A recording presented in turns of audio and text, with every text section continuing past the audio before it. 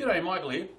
This little video is about what to look for in a drop saw, and it's kind of accidentally a comparison video between the Milwaukee and the Metabo. This video is about showing you the sorts of things that you might be interested in looking for and some of the pitfalls of design decisions made by the creators of these machines. Now, I bought this machine a few years ago, and what attracted me to this machine is, of course, it's battery operated, but it had a one-hand carry. It was the first drop saw that I'd seen with that feature. I really liked it, and so I pretty much bought it because of that handle. Unfortunately, I made some assumptions about what to expect in a drop saw. Stick around to find out what they are. Alright, so let's get into this. On the face of it, these two machines are quite similar. They're both a drop slide saw. They're roughly the same sort of size. There are some differences in the cutting range. They both have lasers and lights to guide the saw, but in both cases the lasers they're pretty much useless, and besides that you've actually got a blade to bring down to the cut point. What is important is how accurately the actions work to make the cut. Now, there's a few things that come to play in a drop saw. Obviously the vertical drop and the slide, both those actions have to be in the right plane relative to the blade. If you can imagine the blade being at a funny angle and then being dragged through the cut, you end up with one side of the cut being pushed down and the other side being lifted up. Thankfully, most machines are pretty good, sort of within the range of what the blade's kerf will allow. Now, I'll explain that a little bit, won't spend a lot of time on it. The teeth need a clearance where they stick past the thickness of the actual blade itself, like the main spinning mass versus the teeth, how they cut either side of that, give you an operating clearance for the cut. It's necessary to have that little bit of a clearance. Anyhow, the two teeth, as they cut through the material, if you've got opposing teeth, that net cut width is called the kerf, and then the blade thickness has to be well within that. So basically, there's parameters. Pretty much all blades will have this characteristic, but obviously for different materials and different sort of performance characteristics, that will vary a little bit between blades. Okay, both these blades, handily enough, use the same size blade, so they are interchangeable. I'll go through this machine, the attributes that I really liked and the ones I didn't like. That's, you have the drop, you have the slide, and you can use that however you like. Same with this guy. Drop, slide, same kind of thing. They don't operate the same. This has got a far smoother sliding operation, so when you're assessing a drop saw, check how smooth this actually is, how much resistance you get. There's a little bit more friction, and there always has been on this Milwaukee. Now, sometimes that increased friction might translate into being more rigid and giving you a better cut, so that you'll have to assess based on what you think you're going to achieve. These two machines have got very similar trueness of tracking, so both these machines are quite equal in that regard. When I bought this machine, another thing that impressed me is I was able to get a 9 amp hour battery at the time when Metabo had like a 5.5 amp hour battery. Now Metabo have a 10 amp hour battery, and I think Milwaukee have got a higher capacity battery. Even a 5 amp hour battery runs quite a long time on these saws, so it's up to you what you want to do with batteries. But it's quite workable with 5 amp hours. If you get 10 amp hours, that's fine, or whatever number. That's up to you, and that'll be up to whatever the technology is available at the time you're buying a saw. This machine here, for the swivel, has got a very nice set of locked positions and a reasonably good scale. So does this guy. And they're both quite accurate. So very satisfied with action on both these machines. What becomes less satisfactory is on this machine there are some very solid defined stop positions with a tilt, both limits, and it has a magic little feature of being able to go 2 degrees past square by pressing, let's just release that. There's a button here to press that. It allows you to go past by 2 degrees. That also applies to the 45 degrees. Moving the fence out of the road. It also applies to 45 degrees. So it'll stop at 45, but then you can go past 45 degrees.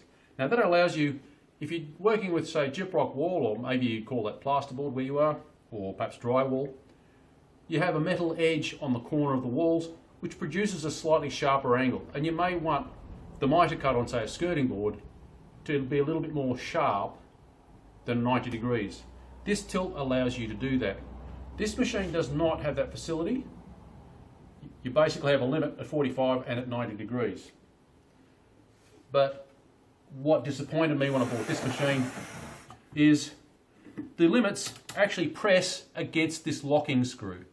This locking screw has a little bit of clearance so that you can wind it in and out freely, and the thread doesn't bind. But naturally, if the stoppers press against that screw, there's a bit of wobble in that position. So every time you hit the stopper, you get a slightly different angle. When I got this machine, the visual scale, here was out by about 4 degrees. On this machine, it was pretty right straight out of the gate, sort of thing. So this was adjustable, but in the process of adjusting it, the little grub screws that hold that plate split. So luckily I put it in the right position almost by accident, and so it's good enough to work from, which is quite a surprise. Both machines have some attempt at dust extraction, and all drop saws that I have seen, I've seen quite a few different brands, quite a few different designs, they really are trying to pick up scattered dust, so there's not much opportunity for them to really be reliable at removing dust. I haven't been able to overcome dust extraction on these machines or any other drop saw that I've had. But I still currently have 4 other drop saws. None of them are able to catch the dust, probably more than about 60 or 70% of the dust. Basically because of the open nature of how the saws operate. So that's something you can't really avoid. If someone invents a magical machine that extracts all the dust, that would be a great benefit, but I have not yet seen that. Alright, put this back to square. Some nice little features. Unfortunately, I've made the same knucklehead mistake. When you tilt the drop saw, you have this adjustable portion of fence that's designed to support the material you're about to cut. Now obviously, when you tilt, the fence has to be out of the way. Now, if you don't check the operation of the machine before you've adjusted that fence, you can end up with a cut. I don't know whether that's visible at that distance, but there's a nick in this one. I think there's some damage in the other one. Yeah, so I've successfully damaged both fences on these machines. They've done a fair bit of work, so I guess as a percentage rate it's not such a bad failure rate, but nonetheless, it's something to really be aware of when you have a tilting machine. These fences are to be adjusted, otherwise you end up cutting into them like I had. Alright, so do as I say, not as I do. Another nice little feature that you might find on drop saws, which this has, that this doesn't, is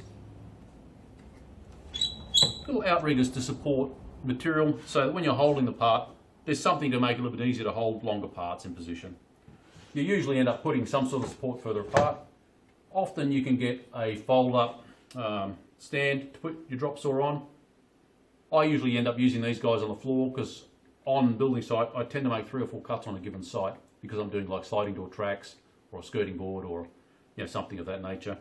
So that business of having a little bit of an outrigger, and I use something like a screw box or something a bit further down if it's a 3 or 4 metre length, and that seems to work okay. This distance here is a little bit short and you haven't really got enough room for your hand around what you're holding. Now both these machines come with sockets to receive a clamp. They're not something I use a lot. But if you do need a clamp on your machine, check that when you put it on the machine in the showroom, that it actually does allow you to clamp the way you think it's going to clamp or the way you need it to clamp for whatever it is you're doing. This machine here has simply a bore that's got a small clearance.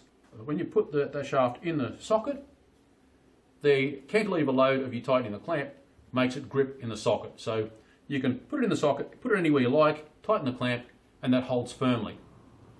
On the Milwaukee here, I don't think that will show up, but there is like a keyway. That keyway has got a metal dowel and that shaft has to go down the keyway. Then you turn it to the useful position to tighten down onto the material. The Milwaukee only has the vertical support. It doesn't have horizontal clamping.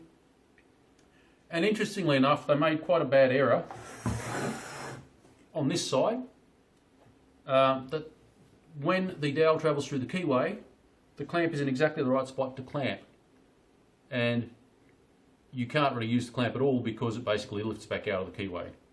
So I don't know what apprentice designed that feature, but it's the last time I saw the same machine in the store, it still has that defect in their design.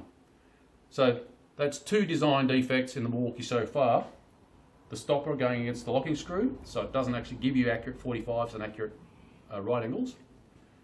And the keyway error here for the clamp, so it doesn't actually clamp. The clamp does not work at all on this side of the machine. It only works on that side of the machine.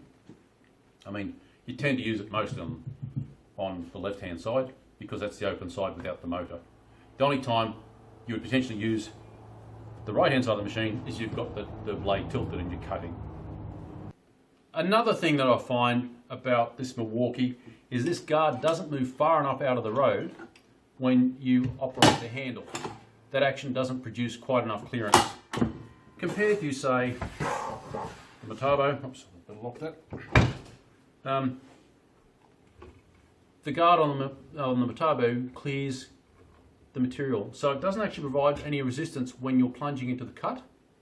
And if you're cutting a delicate aluminium extrusion like a sliding door track, which has got a lot of sort of delicate fins, that matters because this produces a jerk as you're trying to produce a smooth cut and is very prone to catching. This allows you to bring the blade down into the cut and make the cut without any jerking generated by the guard. So this guard geometry, the way it works, is far superior to the guard geometry on this one. So when you're looking at a drop saw, have a look at how the action of the handle operates the guard, whether it snags as you're trying to use it. Now with this machine, I can use a wood cutting blade for delicate extrusion, so I don't even change out the blade for doing the work on site that I do. Now these are the types of extrusions I often cut on site if I'm doing wardrobe sliding doors, and they're quite delicate and quite prone to catching. The Milwaukee, even with a negative rake blade, like a non-ferrous metals blade, catches, and it's very difficult to control. Okay, so coming back to our Outrigger design here, bring that in and out, all well and good. The Metabo has a bit of a stopper here. It's not something that's any earth-shattering stopper, but it's nonetheless handy within that range of what the stopper does. Another handy thing is in this fence area here, they've actually got engraved at 5mm increments, so you can use the scale on the side to do visual length cuts. So if you're cutting up a whole lot of blocks at say 200mm, you can just read the scale and chop them off quickly for making up blocks, etc. So it's kind of nice for that. There's no such equivalent on the Milwaukee. So again, if you're looking for something like that, it's a nice feature, but it wouldn't stop me from buying a drop saw if it did or didn't have that. Both these machines were in the same kind of price bracket, so there's no price advantage to choosing one over the other. There is an advantage to the Metabo, which was not clear when I bought either of these machines. You may or may not be able to read that, CAS. As you can see on the screen here, there are quite a few brands that are using the same battery format as the Metabo, and there's a heap. Basically, there's a large number, and so I'm pretty happy that this battery format will be available for many years to come, because there are that many manufacturers invested in this shared platform alone. What it really means that in 20 years' time, there's a good chance I'll be able to buy this battery. So I won't be throwing away my tools because I can't buy batteries for them. But it'll be worthwhile, if you're going to buy a cordless tool, to see if the batteries have got some sort of standardization or compatibility with other manufacturers, so it's likely to stick around. Now that might happen across a number of brands. They might all decide that there might be a group that goes in with Milwaukee, or it might be a group that goes in with Makita or something like that. But for the moment, the only one I'm aware of is the Metabo. I haven't actually used this feature myself. You've got the ability to have depth stops for doing trenches, or anywhere where you need to have the stop regulated. Like, let's just try that. So you've got a depth stop at that height. I'll just do that in. So you can use it for cutting out trenches or housing joints, whatever you want to do. So this does give you some flexibility on the Milwaukee. No. So I haven't used that feature myself, but I can imagine a carpenter making up a stud frame, trenching in wall plates, or anywhere you want to have a housing joint. This feature is kind of handy. What I do find in most drop saws, because they don't come all the way back to the fence, you're left with an area that's not cut the full depth. So you probably end up having to put a bit of a packer on here. They all have screw holes. Well, make sure they do.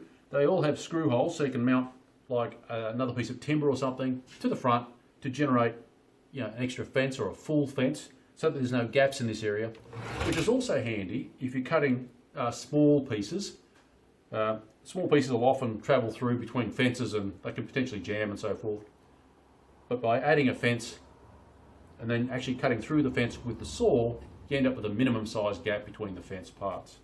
Alright, well I guess that's pretty much it for these two guys. Hope this video has been of use to you. Feel free to like, share, subscribe, ask a question, leave a comment. Bye for now.